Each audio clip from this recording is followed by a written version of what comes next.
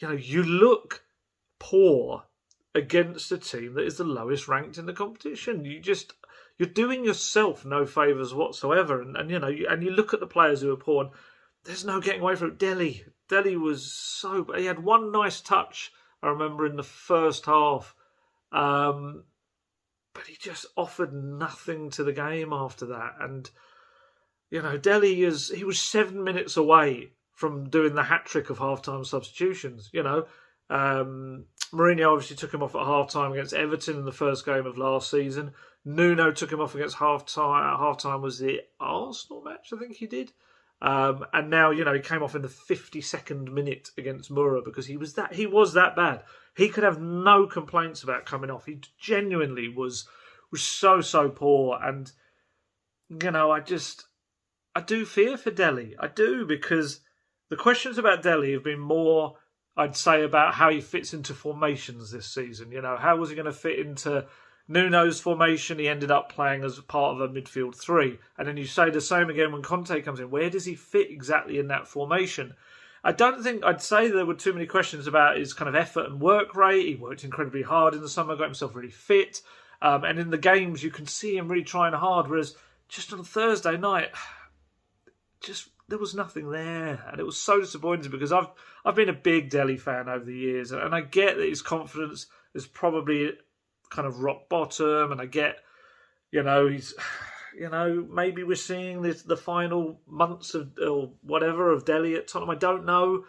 But just to not give an account of yourself against, I don't want to disrespect Mura, but I can only keep saying the lowest ranked team in the competition. A team that Tottenham should be absolutely flying past. And we saw it at home. They had to bring Kane, Son and Lucas off the bench to beat them. And because of similar kind of players not putting in a great performance. So... yeah, Delhi. I don't know where they go from now with Delhi and Conte. Something needs to click, otherwise he will end up playing for someone else. And it's who wants to take that chance and trying to reignite him. And I still will always say playing behind Kane is his best role, but I don't think that role is available anymore. So I don't know. Yeah, I was really disappointed with Delhi. Sanchez obviously had an absolute shocker. He, first goal, he shot past him like he was on ice. And there was no ice. It was very cold, but there was no ice. He shot right past the player, who then was just like, cheers, mate. Cut inside, curled a shot. Then, I felt Sanchez kind of slightly improved from then on. He dealt much better with kind of what came his way, which admittedly wasn't much.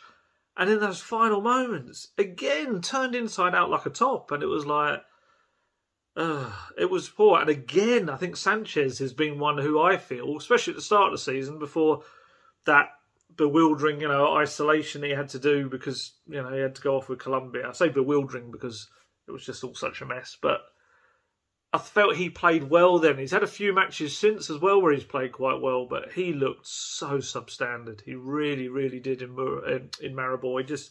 He was terrible. He really was terrible. And I did feel for Joe Rodon. I did. I felt Joe Rodon just had the look of a man as like, me? You're taking me off? Really? We're going to talk about Joe Rodon later on, but yeah, I felt Sanchez was very lucky. I don't know whether it was a case of because they were switching to a back four, whether with the fullbacks pushing on really high, whether Conte felt that maybe he sees Sanchez as a faster defender and decided he needed someone who could get around the pitch quickly. I don't know, but obviously it ended up. Hindsight proved it the wrong decision because Sanchez was shocking in those final seconds as well.